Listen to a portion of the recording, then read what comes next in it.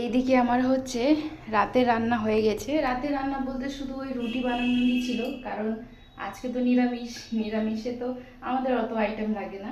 তো রুটি আর হচ্ছে তরকারি আর মিক্স চাটনি, এটাই আছে।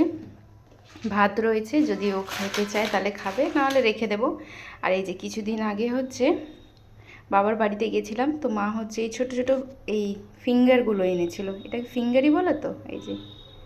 তো এই ফিঙ্গারগুলো ভালোই লাগে খেতে, তো ভাবলাম এখন এই যে তেলে ভেজে ভেজে, ও বাবা। আর এই পাঁপড়টা অর্ধেক মা রেখেছে, অর্ধেক আমি নিয়ে এসেছি। একটা পাঁপড় জ্বলেই গেল, এই যে। আর এই পাঁপড়টা না সেদিনকার বাড়িতেও আমরা ভেজে খেয়েছি, অনেক লবণ এই পাঁপড়ে। আর দোকানে ফিঙ্গারগুলো পাওয়া যায়, সেটাতে তো লবণ থাকে না, এইটাতে কেন জানি লবণ।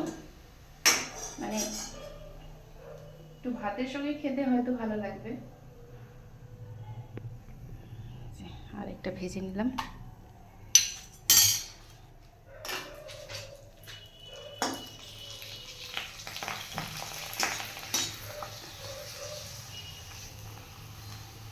তেলে দিচ্ছি, নিজে নিজেই ফুলে যাচ্ছে।